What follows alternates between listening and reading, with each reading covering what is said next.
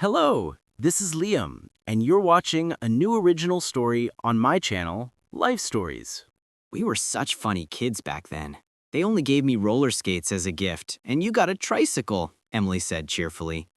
It was fun, and there weren't even 3 years between us, but you were already 10. Remember how we went to the beach by ourselves? Sophia giggled. We got in so much trouble from our parents, though I can understand them. I don't know how I'd react in their place, she said thoughtfully, looking at her sister. Sophia ran her hand over her rounded belly, flipped the page of the photo album, winced, slammed the album shut, and tossed it aside. A photo of a handsome guy fell out of the album and landed near the sister's feet. Emily looked at the photo and whispered almost inaudibly, "Ethan, how could this happen?" The guy in the photo was holding a huge bouquet of tulips and smiling. Emily closed her eyes and burst into tears. Just a few months ago, this photo only brought her happy memories.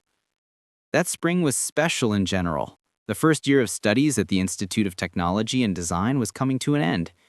Over this first year, Emily had completely fallen in love with the profession of designer and no longer doubted her choice. Her group was friendly and very creative. And Emily also met a guy from a parallel stream. His name was Ethan. He was the soul of any company. All her girlfriends were just crazy about him. Every day he arranged crazy surprises for Emily. At first she thought he had just made a bet with someone or something like that. In general, she looked for any excuses for what was happening but simply couldn't believe in his feelings. It all seemed like a dream. Does this really happen? Ethan was as if he had stepped out of her vision board. It wasn't even about his athletic build and charming smile. It was that they understood each other perfectly. It was interesting and easy to be together. Emily held a huge bouquet of her favorite tulips and couldn't get enough of it. In the bouquet lay a note. "I've arranged everything. Tomorrow we're flying in a hot air balloon. Dressed warmly, your E." She had dreamed of flying in a hot air balloon since she was a little girl. She and her sister used to make something like a hot air balloon out of boxes and balloons. Sophia would climb inside the box, and Emily would shout, "Drop the ballast!" The sisters would throw toys on the floor and imagine they were soaring in the sky. So tomorrow, her childhood dream would come true, and with the most wonderful and attentive guy. I need to tell my sister. She'll definitely be happy for me, Emily thought, and inhaled the intoxicating aroma of the tulips. "Oh, what beautiful tulips, and so many of them. Yum," Sophia said.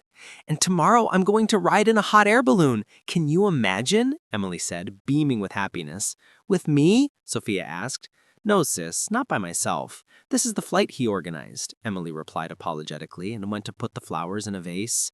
"I wouldn't mind an Ethan like that either," Sophia muttered somewhat disappointedly under her breath. But Emily didn't hear it and didn't notice that she and her sister were drifting apart. All her free time, Ethan and Emily spent together. Naturally, you don't meet a person with the same interests every day. During the holidays, the lovers went kayaking down rivers, skydiving, horseback riding. In short, they spent time actively. The day of the diploma presentation became absolutely fabulous and unforgettable. The richly decorated assembly hall, joy and anticipation of adult and independent life in the eyes of classmates, pride on the faces of Emily's parents. Her Ethan made an unexpected magical surprise. He proposed to Emily in front of the entire graduating class. It was all like Emily was the heroine of a romantic movie. Balloons, rose petals, her favorite song performed by the student band. Her girlfriends and classmates whispered enviously about how lucky she was, and she looked into her beloved's eyes and joyfully repeated, "Yes, yes, of course I'll marry you." Of course, she cried a little that day, but those were happy tears, tears of happiness in anticipation of something bigger, something that would fill her entire future life with happiness and light. "I'm so happy for Em. Ethan is wonderful," Mom said and sighed. "Yeah, wonderful," Sophia snorted and continued texting someone on her phone. She watched the whole romantic scene with some strange expression on her face. It seemed she wasn't happy for her sister at all, but Emily, floating in a pink haze, of course noticed nothing. Soon they got married. The parents insisted on all the traditions, and the blushing Ethan had to first languish in anticipation of his bride. After all, someone came up with the idea that the groom can't see her before the wedding, and then buy her out from the relatives. But they survived that too, and the honking motorcade quickly took the loving couple and their entourage to the registry office. And in the moment when he put the wedding ring on her finger, there were no happier people on earth. After the wedding, they went on a trip. Naturally, they went to the warm and gentle sea, walking to the sound of the surf, admiring the moonlit path on the waves on warm nights, drinking wine with sweet fruits, and of course not getting bored during the short but so dark summer nights. It was a trip filled with happiness and love, one that you later remember with warmth all your life. The wedding and the trip to the sea divided life into carefree before and adult after. Each began building their career, and the couple got caught up in the whirlwind of adult routine. Ethan got an internship at a large furniture company. He was one of the most talented furniture designers in his class, and having the opportunity to fully realize himself, plunged into projects. Work captivated him, and with each day he immersed himself deeper and deeper. He began to lose track of time, and days Howe noticed pushed family evenings with Emily to the background. He came home late and was mentally not with her but still at work. Sometimes he didn't even hear what his wife was saying to him. Then, as if waking up, he smiled guiltily and shrugged. But Emily wasn't offended by her husband in such moments. She understood that this opportunity to work and provide for both himself and their future was important to him. But only 6 months passed, and something happened that had never happened before. Ethan forgot about a date with Emily. He forgot that they had bought tickets to a performance by their favorite band and agreed to meet right at the concert after work. Only on the way home from work did he look at his phone and see several missed calls from his beloved, a message with a photo from the concert, and a question mark. Ethan came home tired and upset. There, a tearful and a bit angry Emily met him. "I was so worried. I thought something happened to you," Emily said with tears in her eyes. "Forgive me, my love. I just got so caught up in work and completely forgot," Ethan said guiltily. "Just tell me honestly, am I boring you or am I doing something wrong?" Emily sobbed. "You're the best, and I love you. Forgive me, I'm probably too fanatically into work. I promise we'll definitely arrange a romantic trip soon. I love you very much." Ethan kissed his wife and sat tiredly in the chair. Emily smiled sadly and sat next to him. So they spent the rest of the evening in silence. Emily had to go on a business trip for a few days tomorrow and really didn't want to leave in a state of quarrel. Ethan felt very guilty and was already dreaming of arranging a romantic surprise for his beloved. In the morning, Ethan was no longer at home. Emily sighed and went to the kitchen. A surprise awaited her there: a huge bouquet, her favorite croissants, and a note. "Forgive me again. You're my happiness. Your E." Emily smiled. "He loves me, and everything will be fine with us." The business trip went as successfully as possible. Emily signed the contract she had long dreamed of. She was free a couple of days earlier and hurried home to see Ethan, to hug him after the separation. He'll definitely be happy for her. After all, they're like two halves of a whole. She rode home and imagined how she'd prepare a delicious dinner, light candles, and arrange a surprise for her beloved. Emily opened the apartment door and froze. She didn't expect Ethan to be home, and even less did she expect to hear her mother's screams. "Are you out of your mind? She's only just turned 18. Aren't the girls at work enough for you, you pervert?" A middle-aged woman yelled and threw things at Ethan. Ethan tried to calm the hysteria, but in vain. The woman switched to a very high-pitched scream and seemed ready to tear Ethan into pieces at any moment. Emily had never seen her mother in such a state. The thing is, their parents never yelled or punished either Emily or Sophia. In their family, it wasn't customary, not because no one made mistakes or did stupid things. Everything was always discussed peacefully. Mom, Ethan, will someone explain to me what's going on here? Emily asked with a tremor in her voice.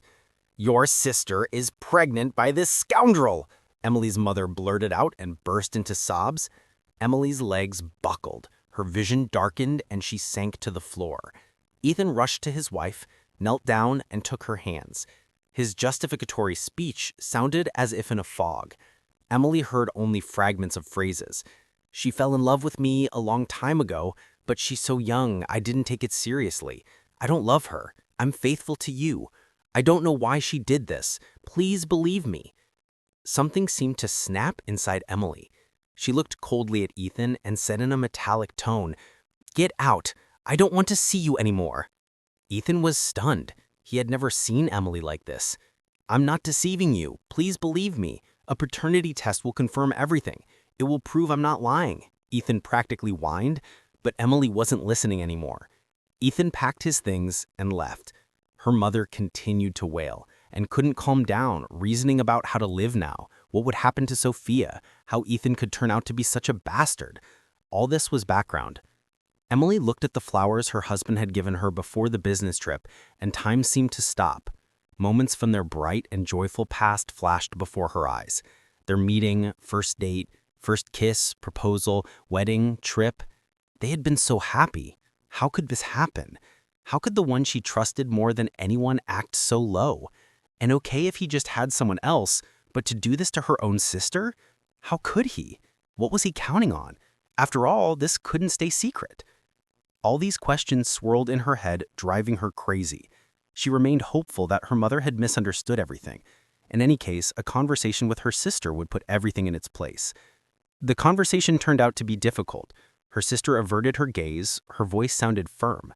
The words she said hurt Emily like broken glass. He's been hitting on me for a long time. Dump him, sis, he's a monster, Sophia repeated. The questions about how it happened, when, and in general to any inquiries, Sophia fell into hysterics and couldn't explain anything properly. Emily understood her sister's reaction, but still couldn't comprehend and accept these monstrous facts about her beloved. After all, it turns out Ethan never loved her, and all their relationship was fake, just a show for the public. But in reality, he's a lustful pig pretending to be a valiant knight from a fairy tale. Now everything fell into place. It became clear why he started changing so much after the wedding. He achieved what he wanted, and one Emily wasn't enough for him anymore. There are no princes, miracles, or such unearthly love in life. It's all fiction and nonsense. How could she fall in love with such a jerk like that? And why didn't she notice anything? After all, if Ethan had really been hitting on her sister for a long time, she should have noticed, felt it. What if Sophia isn't the first victim of this monster? Emily woke up and fell asleep with these thoughts, going over them in circles. It was all eating her up from the inside. She became like a mummy. But Ethan didn't want to disappear from her life. He sent her messages, tried to call, and even waited for her at the entrance every day. Even threats to go to law enforcement didn't work on him. But Emily didn't want to listen to him. Formally, they were still spouses, and he didn't want to hear about divorce. He kept saying that what happened, what he was accused of, was some monstrous lie. Meanwhile, the relationship between Sophia and Mom became unbearable. They argued endlessly, cried, and argued again. Sophia didn't want to have this child and decided to have an abortion. Mom begged her not to, saying it was a sin and the baby was innocent. Sophia said she didn't want to become a mother and no one would force her, and in general, she became a victim, and now they were torturing her at home too. There was no support or protection anywhere. Mom clutched her head and left the room. Sophia threw things around and sobbed. All this drove Emily to some twilight state. She felt she was losing touch with reality and the desire to live. After all, everything that brought her joy and confidence in life had collapsed in an instant. She lost the person she loved, lost the coziness and warmth of home, lost peace and bright moments in life. She felt the need to talk to someone about all this, to pour out what was eating her up from the inside. Before, she could always discuss any issue with her family, with Mom and her little sister. But now it was impossible. Sophia wasn't in a state to talk about everything that happened, and how could she discuss Emily's doubts with her? After all, Sophia was the cause of all this. And Mom didn't want to hear anything about Ethan. She considered him a complete scoundrel, and only lamented how she could have not noticed it before. Emily arranged a meeting with her old friend. She was older than Emily and, as it seemed to her, had more experience in complex life situations. They met in a quiet and inconspicuous cafe not far from where Emily lived. "Well, tell me," her friend said, looking at Emily's haggard face. And these simple words seemed to break the dam. Sobbing and constantly stumbling, Emily told her everything. About the short but so bright and happy time with Ethan, about her horror and pain when she heard from her sister what he had done to her, about the constant scandals at home, her thoughts and doubts. When the stream of words dried up, Emily calmed a bit. Her friend thoughtfully looked either out the window or at Emily. You know, dear, I'm not a big expert, of course, but it seems to me that only a complete moral freak could do such a thing. But such a person wouldn't run after you like that afterward. And from your story, he doesn't seem like that. For the first time, Emily looked at this situation from the outside. But she could not believe her sister either. They had always had complete trust in each other. They always shared the most intimate things, covered for each other in front of Mom, and were the closest people in the world. Her own sister couldn't lie so monstrously. And why? Why would she hurt her sister, destroy her happiness, and frame Ethan? They had never seriously quarreled, and she had never spoken badly about Ethan. Emily left this meeting with mixed feelings. Though her doubts had strengthened a bit, her faith in her sister's words was much stronger.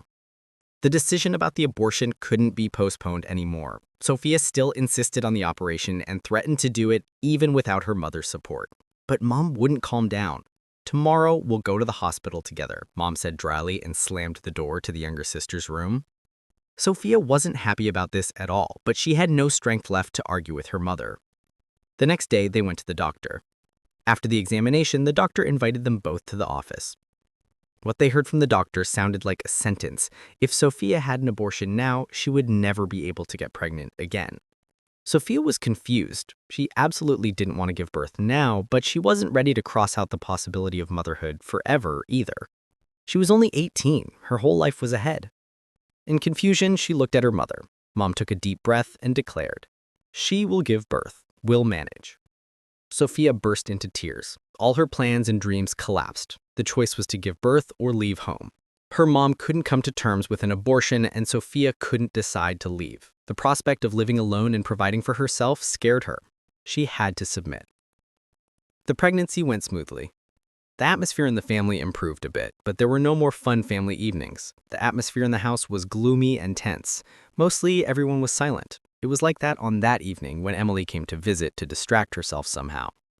The sisters took out the album with family photos and began flipping through it, recalling bright moments from the past. Emily was pulled out of her memories by her sister's scream. The waters broke. The birth went normally. Sophia gave birth to a girl. "I hope she doesn't look like you," Emily wrote and sent a message to Ethan.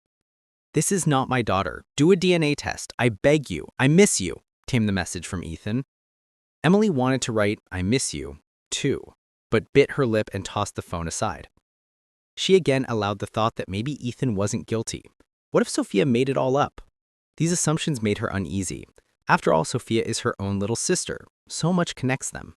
And in principle, why would she make up something like that?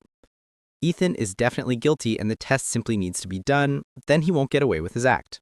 Emily shared these thoughts with her mother.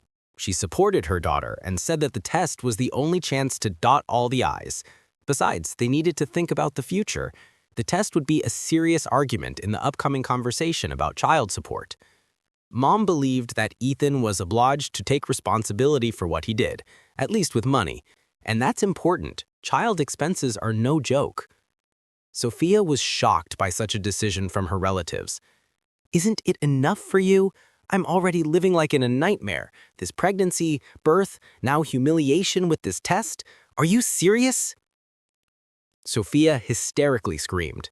Mom and Emily attributed it all to fatigue and depression and decided to do the test despite Sophia's wishes. After all, this would help justice prevail, and the guilty one would bear responsibility for the act, and Sophia wouldn't need to prove anything to anyone. They had to wait several weeks for the test results. All this time, Emily was on pins and needles, and Sophia avoided communicating with her sister. The test results turned out to be unexpected for all family members. Everyone except Sophia. "Don't you want to tell us anything?"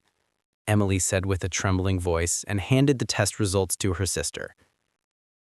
Forgive me, please. I'm very ashamed, and I'll understand if you don't forgive me, Sophia babbled.